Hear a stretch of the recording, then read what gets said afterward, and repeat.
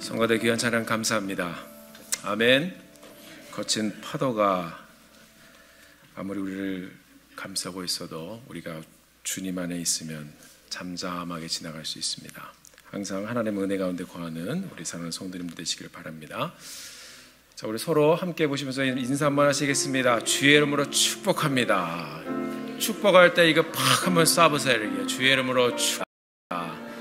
그래서 당신을 메마른 물 가마 주 안에 서로 마음을 통해 마른 맛이 마른 영에 알기 감사합니다. 딱 이렇게 참 항상 되네요. 목사님 기사의 링크를 이야기입니다. 제가 오늘 말씀을 준비하다 보니까 그 사건이 생각이 났어요. 그래서 찾아보니까 더라고요. 한국에서 있었던 일인데요. 어렵게 살 할머니 집으로 가는 길이었었다고 합니다.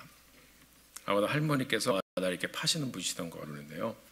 승용차가 주차되어 있었다고 조심스럽게 그 옆을 잘 또 이 아우디로 갔다고 합니다. 그래가지고 큰일 났다고 그걸 받고선 차님한테 너희는 말이 이렇게 해요. 눈을 똑 손수레로 남의 비싼 차를 긁어 넘어 어떻게 해요? 알았는데 공손하게 할 말을 했다고 합니다. 할머니, 제가 좁은 길에 자동차를 주차를 해서 합니다. 주인아 어린 품격 있는 아주머니 이 기사를 이분을 찾아내면 그거였다고 왔는데 어떻게 됐는지 모르겠어요. 한 사람의 큰 해봤습니다. 그리고 또 하나 예수 믿는 분이었으면 종류의 사람 고등학교 다닐 때 저희 중간고사 다 비슷하게 싸움을 걸어 다운 조직을 다룬 그런 다 그러면 정치와 또 시대되어 있는 것을 수가 있습니다.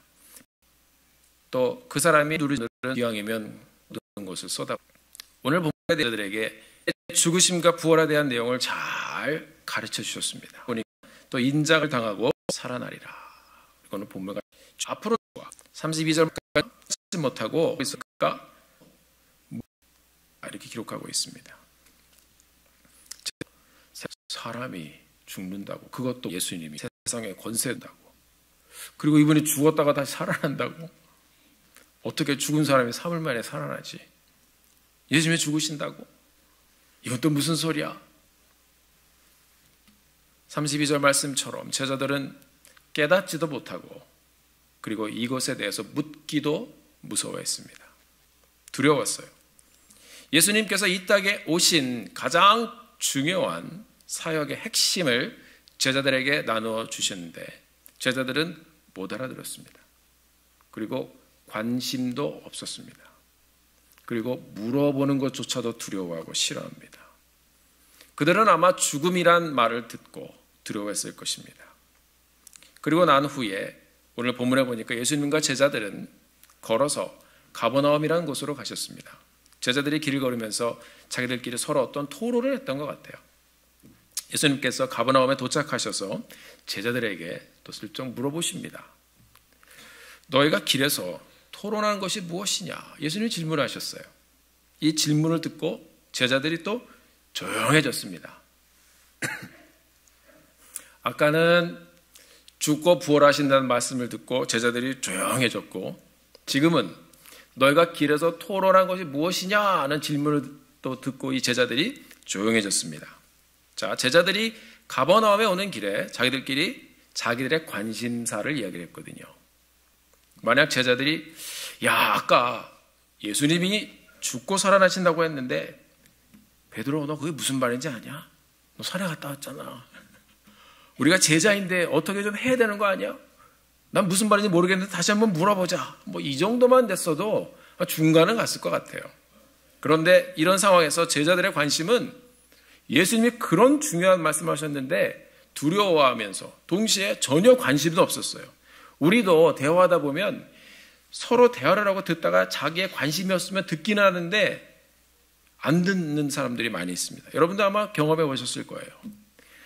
자, 이 제자들의 관심은 예수님이 그렇게 말씀하셨는데도 우리 중에 누가 과연 크냐, 누가 크냐에 대한 이야기를 나누고 있었습니다. 그것이 그들의 관심이었습니다. 우리는 함께 모여서 얘기를 할 때 우리가 관심을 가지고 있는 것을 주제로 해서 대화를 나눕니다. 정치에 관심이 있는 분들은 정치에 대해서 대화를 나눕니다. 경제에 관심이 있는 분들은 경제에 대해서 대화를 나눕니다. 그렇습니다. 자녀들에 대해서 또 어떤 사건에 대해서 우리가 함께 대화를 나눕니다. 예수님의 제자들도 그들의 관심사를 모아서 나누었는데 그들의 관심은 누가 크냐? 이것에 관한 내용이었습니다. 이 제자들이 대답을 못합니다. 여러분 우리말 성경을 보면요. 누가 크냐? 이렇게 되어 있습니다. 그런데요. 우리가 원문을 보고 또 영문 성경 번역을 보면 실은 이 번역이 누가 가장 크냐? 그러니까 많지도 않은 사람이에요. 12명이 모여가지고 서로 얘기한 게 그 중에서 누가 첫째냐? 누가 두목이냐? 누가 우리 그룹을 이끌 사람이냐? 서열을 매기고 있었습니다. 12명이. 제가 이 본문을 보면서 가만히 생각을 해보았습니다. 이들이 어떻게 서열을 정했을까? 나이로 정했을까? 동양 문화권에서는 나이가 좀 중요하고요. 가문도 좀 중요하고 그렇게 서열을 매길 수 있었겠죠. 어쩌면 또 직업을 따졌을 수도 모릅니다. 예를 들어서 뭐 세리마태에게 너는 원래 욕을 계속 사람들에게 먹던 직업이었으니까 죄인 취급받았던 사람이니까 좀 뒤로 좀 물러나라. 야 베드로 너는 어부였으니까 어부가 뭘 알겠냐? 별보를 네 형제들 다 어부였지 이쪽으로 좀 앞에 나서려고 하지 말아라. 어떻게 대화를 했는지는 모르겠어요. 그러나 우리가 또 한 가지 생각해 볼 수 있는 것은 영적 경험을 따지면서 서열을 매길 수도 있었겠다 하는 그런 생각을 제가 또 해봤습니다. 9장에 보면 우리가 이미 말씀을 통해서 보았죠. 베드로와 요한과 야고보가 예수님과 함께 변화산에 올라갔습니다. 그 산에 올라가서 이 변화산에서 변화되는 사건을 경험합니다. 우리가 흔히 알고 있는 영적 경험을 했던 그런 순간을 그들이 가졌습니다. 자, 산으로 올라갔던 사람들 막 자기네끼리 토론하고 얘기할 때 갑자기 베드로가 그럴 수도 있겠죠. 야, 뭐 가문 얘기하지 마라, 직업 얘기하지 말아라. 셋은 일단은 너희 9과 봤어? 모세 만나봤어? 우리 셋은 봤어. 실은 성경을 잘 보면 자고 있었거든요. 그래서 우리가 너희들보다 크지? 이 세 사람은 솔직히 우리가 같이 얘기하면 자기들이 잘나서 간다요. 예수님이 너 그래서 간 거죠. 은혜로 경험한 그 순간들을 이제 서열을 정하는데 또 한몫했겠다 하는 생각도 한번 해봅니다. 이 사람들은 이런 영적 경험을 내세워서 다른 제자들 위에 서려고 했을지도 모르겠다. 또 그렇게 했을 것 같다 하는 생각을 한번 해봅니다. 사람들이 서로 비교하다 보면 또 우월해지기 위해서 사돈의 8주까지 다 동원을 해가지고 잘났다고 얘기하잖아요. 제자들은 예수님의 죽으심과 부활의 메시지를 듣고 이것에 대해서 고민하지 않았습니다. 그 고민을 이 제자들은 거부했습니다. 제자들의 관심은 누가 더 큰가? 누가 가장 큰가 하는 것이었습니다. 일단 이 제자들이 예수님을 보면 범상치 않은 분임은 확실합니다. 많은 기적을 계속 보여주시고 거기다가 이 변화산에서 영적인 경험을 하고 또 귀신까지도 계속 쫓아내고 이 정도의 예수님이면 나중에 잘만 붙어 있으면 한 자리 하겠다. 확실하다. 이분이 확실해. 그러면서 자기들끼리는 서로 모여서 서열을 정하고 있었습니다.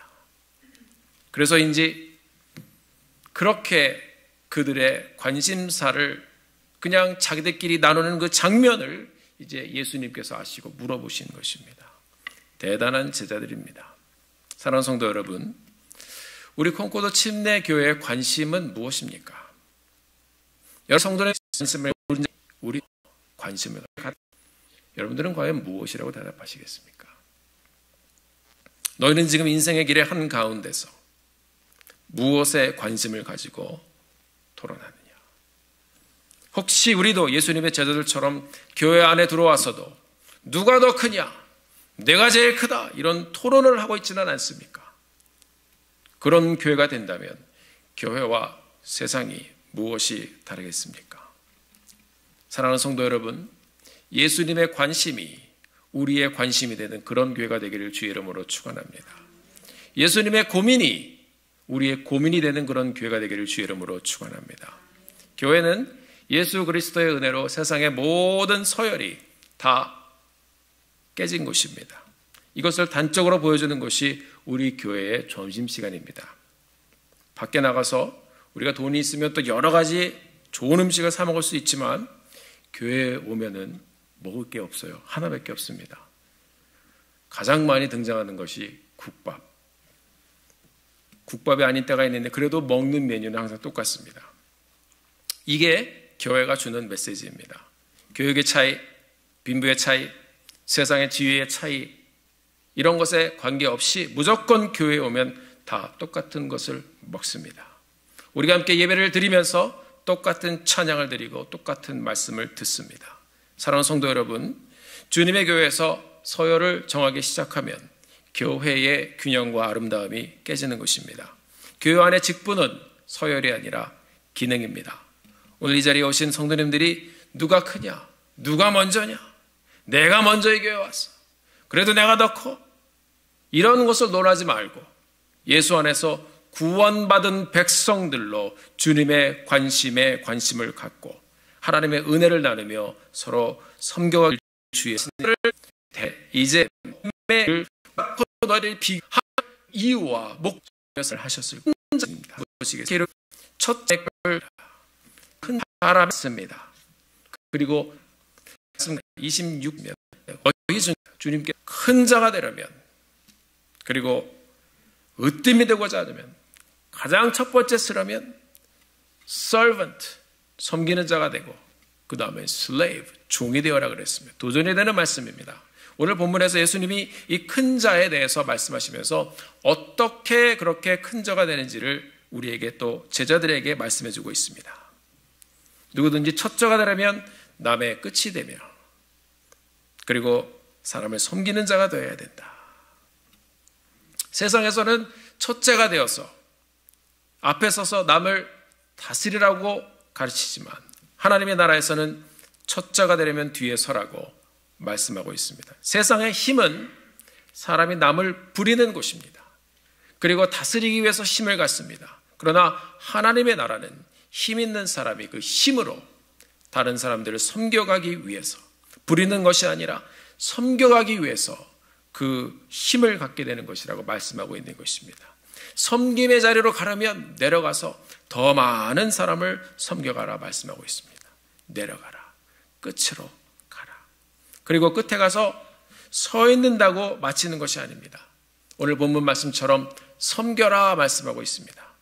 가서 거기서 섬겨라 말씀하고 있습니다.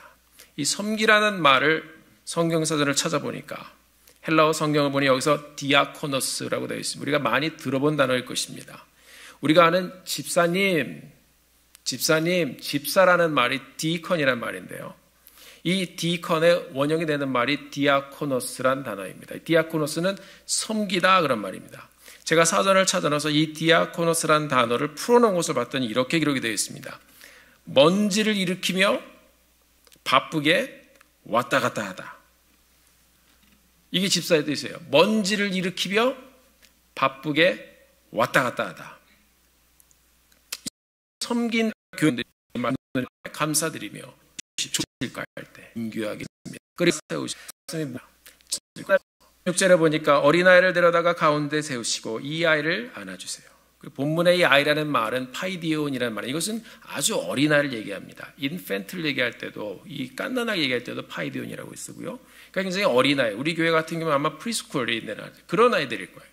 이 아이를 안아주시면서 말씀하셨습니다. 37절에 보니까 누구든지 이런 어린아이 하나를 영접하면, 곧 나를 영접하며, 누구든지 나를 영접하면, 나를 영접하는 것이 아니오 나를 보내신 이를 영접함이니라. 37절을 보니까 한 절에 영접이라는 단어가 5번이나 나왔습니다. 저도 처음에 그냥 쓱 읽는데 이 영접이라는 단어가 많으니까 이 37절이 한 번에 영접수가 안 되더라고요. 그러니까 다시 한번 제가 읽어드리겠습니다. 누구든지 내 이름으로 이런 어린아이 하나를 영접하면 곧 나를 영접하며 누구든지 나를 영접하면 나를 영접함이 아니요 나를 보내신 이를 영접함이니라. 헷갈리시죠? 영접이란 말은요, 데호마이라는 말이에요. 이 데호마이라는 말의 뜻은 receive하다는 것이에요. receive, 받는다는 그런 말이에요. 이게 receive, 우리가 이렇게 받아들이는 거, 받아들이는 거. 자, 그냥 우리가 어디 가서 뭐 물건 사고 거스름돈 받아들이는 것처럼 요즘은 또 기계로도 쫙 가서 동전을 쫙 꺼내가지고 가져가라. 이게 아니고요. 그냥 당연히 느낌 없이 받는 게 아니고 사전을 보니까 이렇게 되어 있어요. warmly receptive welcoming 이런 말이에요. 그러니까 이제 따뜻하게 받아들이는 거예요. 그리고 환영하면서 받아들이는 거예요. 따뜻한 마음으로 환영하며 받아들이는 것이 바로 영접입니다. 제가 주석을 보니까 이 예수님께서 어린아이를 세우신 이유를 이렇게 말씀하고 있습니다. 이야기하고 있어요. 예수님의 시대에 일반적으로 카운트가 안 되었고 무시당하던 사회계층들이 있었다. 그들은 여자들이었고 그리고 또 다른 계층은 어린아이들이었다. 그러니까 그 시대, 예수님의 시대, 지금은요 완전히 바뀌었죠. Lady first. 그리고 비행기를 타도 애들이 있으면 먼저 이렇게 해줍니다. 이게 요즘은 세상이 바뀌었어요. 근데 예수님의 시대에, 그 시대에는 뭔가 카운트를 해도 카운트가 안 되는 계층이 여성분들이었습니다. 어린아이들이었습니다. 그러니까 예수님께서는 그 시대에 사람들이 별로 신경을 안 쓰는 사람들, 그 중에서 연약하고 작은 어린아이를 하나 가운데 세우시고 그 아이를 안아주시고 그 모습을 제자들로 하여금 보게 하셨습니다. 큰 자가 되려면 영접해라. 그리고 영접이란 중요한 단어를 한 절에 5번이나 우리에게 들려주십니다. 사람들이 신경 쓰지 않는 연약한 어린아이를 가운데 두고 그 아이를 안아주고 영접하는 사람이 큰 사람이라고 말씀하고 보여주셨습니다. 사랑하는 성도 여러분, 연약한 자를 멀리서 찾지 마시고 오늘 처음 찾아오신 분들, 교회 오신 지 얼마 안 된 분들 그냥 스쳐 지나가지 마시기 바랍니다. 그분들 가운데 우리 주님이 계시고 그분들 가운데 하나님이 계신 것입니다. 우리가 함께 환영해주고 영접해주고 만나주시고 인사해주시며 주님께서 말하시는 큰 사람이 되는 길을 함께 시작하는 믿음의 공동체가 되기를 주의 이름으로 축원합니다. 새로운 분들뿐만 아니라 주 안에서 함께 형제 자매된 성도님들 가운데 또 지내다 보면 삶의 문제로 가정의 문제로 지쳐있는 분들이 있습니다. 건강의 문제로 자녀의 문제로 또 지쳐있는 분들이 있습니다. 우리 주님께서 이런 분들을 만나면 그 순간 주의 이름으로 영접하라고 말씀해 주시는 것입니다. 성도들이 그렇게 서로 인사하고 반가워하고 서로 받아들이고 서로를 보면서 welcome, receive 서로 품고 그렇게 만나게만 해도 이 교회가 변화될 줄 믿습니다. 오늘 우리가 말씀을 통해서 예수님께서 누구를 직접 안아주셨는지를 보게 되기를 바랍니다. 서로를 환영하고 영접하고 서로 축복하며 주님 앞에 나가는 그런 귀한 축복을 함께 이루어가는 이 교회 되기를 주의 이름으로 축원합니다.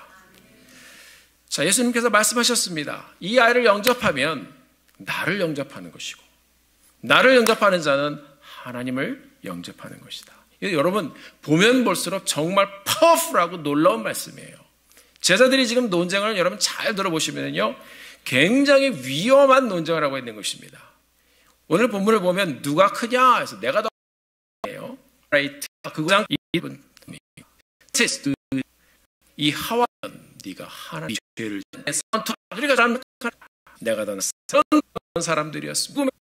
나는 내가 생각한 내 삶 이 얘기하고 그리고 우리 내가 작은 자 없는 이것입니다. 예수님께서 받아주신 그 은혜를 발견한 사람이 조금씩 배우게 됩니다. 그리고 조금을 배워갑니다. 속에서 주님의 제자들에게서 주님에게 큰 것이 진정으로 간접해라, 영접해라. 사람이 자기보다 못한 줄 우리 연약한 하나님의 이 복음에 다 듣고 나도 영접하지 않으셨습니다. 영접하는 자 권세를 말씀은 사람 우리가 섬기는 삶을 시작하는 것입니다. 경험합니다. 네. 환영 사람들이 대개 우리가 보내주신 이 주일 한번 품어준 사람 한 사람이 하나님 우리를 놓치 서 있고 끝에 서서 용서받은 사람으로 있는 사람들을 보며 근견하고 서로 영하고 서로 섬기며 더 큰 사람 그렇게 서가라고 자가 어떻게 큰 자입니다. 이스라엘이 들어가기 전에 죽습니다. 소아서 정복 전쟁을 이 정탐꾼이 여리고성에 들어가서 쫙 돌아보다가 걸렸어요. 그래갖고 이제 돌아다니다 이제 걸려갖고 도망가는데 어디로 도망갔냐면 기생집으로 들어갔습니다. 거기 보니까 라합이란 기생이 있었습니다. 쫓기던 이스라엘 정탐꾼, 나라도 없었던 사람들, 누군지도 모르는데 이 사람들, 이스라엘 사람, 이 정탐꾼을 이 여인이 숨겨주었습니다. 그들이 도망가도록 도와주었습니다. 라합 기생입니다. 이 기생은 사전을 보면 그냥 우리말로는 기생으로 되어 있지만 prostitute, 창녀입니다. 그리고 영문성을 보면 prostitute라고 기록이 되어 있어요. 나중에 여리고가 멸망을 할 때 이 창녀 라합이 정탐꾼들에 의해서 여러분 구원을 받습니다. 신약에 와서 히브리서 기자는 이 라합에 대해서 이렇게 평하고 기록하고 있습니다. 제가 읽어드리겠습니다. 히브리서 11장 31절 말씀. 믿음으로 창녀 라합은 정탐꾼을 평안히 영접하였으므로 순종치 아니한 자와 함께 멸망치 아니하였도다. 이 창녀였던 라합이 하나님의 사람들을 숨겨줬던 것을 이 사건을 데호마이 영접이라고 기록하고 있습니다. 놀라운 표현입니다. 이것이 믿음으로 순종한 것이라고 히브리서 기자는 말하고 있습니다. 그렇습니다. 하나님의 사람을 받아들이고 영접한 것이 그것은 믿음으로 순종한 신앙의 모습이라고 말씀하고 있습니다. 그리고 이 창녀 라합과 그의 가족 모두가 구원을 받습니다. 그리고 마태복음을 보면 더 놀라운 사건이 나오는데 이 라합이 예수님의 족보에 이름을 올립니다. 마태복음 1장 5절 말씀을 읽어드리겠습니다. 살몬은 라합에게서 보아스를 낳고 보아스는 롯에게서 오벳을 낳고 오벳은 이새를 낳고 이새는 다윗 왕을 낳으니라. 이 계보에 하나님의 사람을 영접했던 데호마이 환영하고 보호하고 품었던 이 여인의 계보에 예수님이 오셨습니다. 사람들이 무시하던 창녀였습니다. 업신여기던 사람이었습니다. 그가 소문으로 듣던 하나님의 역사를 믿었기에 그 당시 땅도 나라도 없었던 도망다니던 하나님의 두 정탐꾼을 그가 맡고 그들을 보호해 주었습니다. 이것을 히브리서 기자는 영접했다라고 표현하고 있습니다. 하나님은 이 여인의 마음에 있었던 하나님의 사람들을 영접하는 마음을 존귀하게 여겨주셨습니다. 온 가족이 구원을 받습니다. 그리고 예수님의 족보에 이름을 올린 큰 위대한 사람이 되었습니다. 이것이 오늘 예수님께서 말씀해 주신 영접의 놀라운 축복이고 마음으로 남을 영접하는 자가 어떻게 존귀하게 되는지 우리에게 보여주는 말씀입니다. 사도 야고보가 야고보서 4장 10절에서 이렇게 말했습니다. 주 앞에서 낮추라.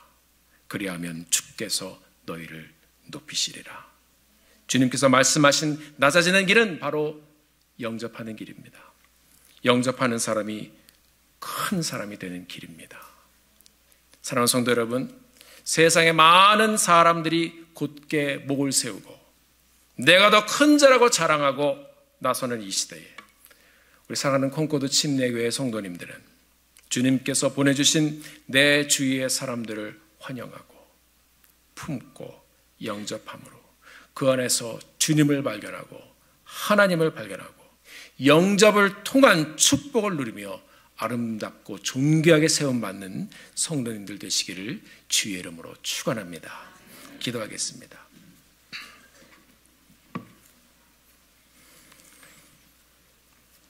하나님 아버지, 우리가 오늘 말씀을 통해서 주님 음성 듣기를 원합니다. 제자들은 얼마 되지 않는 12명 가운데서 첫째가 되려고 했습니다. 이것이 큰 자가 되는 길이라고 그들은 생각했습니다. 그것이 예수님과 동행하며 마음에 품었던 그들의 관심이었습니다. 내 주위에 있어서 주시는 예수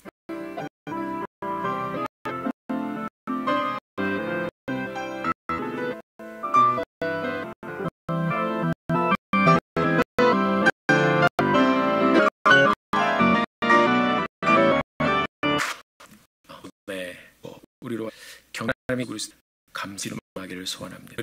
사랑하는 드려진 주절이 드려지는 곳에 도와하는 곳이 주님도 배려 입으로 받겨서 붓께서 도록 채워주시기를 간절히 소원하며 기도합니다. 주님의 나를 진심으로 감사드리며 영광 돌리며 살아계신 예수님의 이름으로 간절히 기도드렸습니다. 아멘.